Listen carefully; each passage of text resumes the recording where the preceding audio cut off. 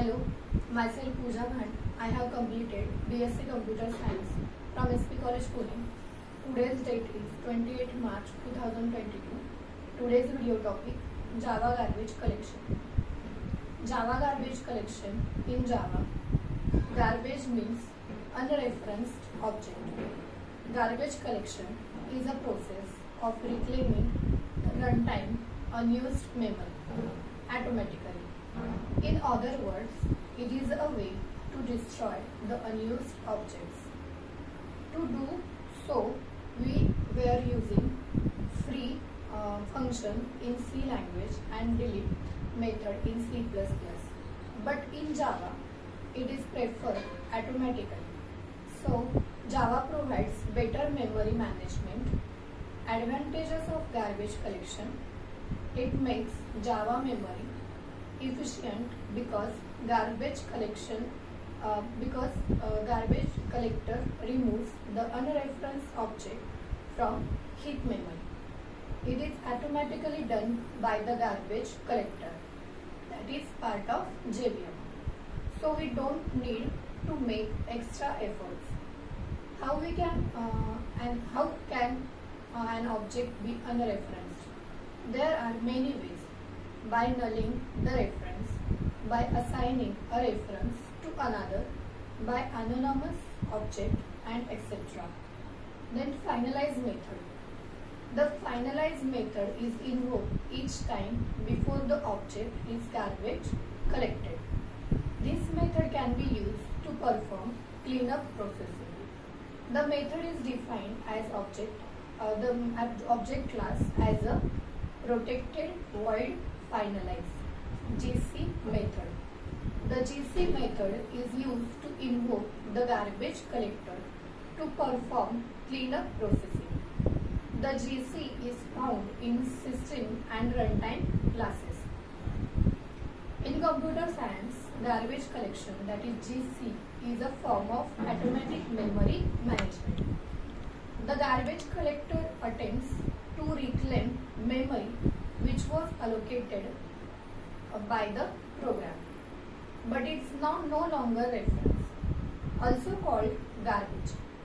Garbage collection was invented by American computer scientist John McCarthy around 1959 to simplify manual memory management. Garbage collection relieves the programmer from programming manual memory management, where the programmer specified what object to deallocate and return to the memory system, and when to do so.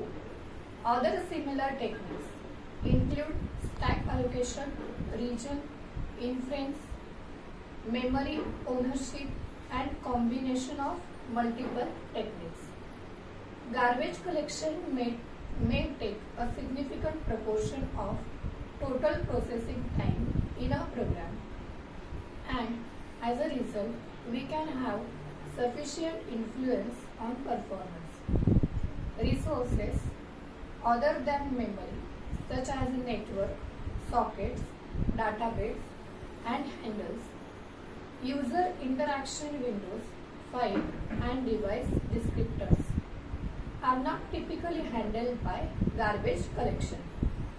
Methods for managing such resources, particularly destructors, may suffice to manage memory as well as leaving no need for CG.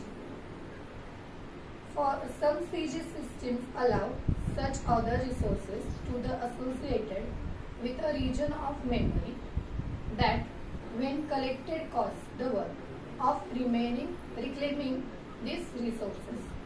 Then what is the principle of garbage collection? The basic principle of garbage collection are to find the data objects in a program that cannot be accessed in the future, and to reclaim the resources used by those objects. Many programming languages requires garbage collections either as a part of the language specification.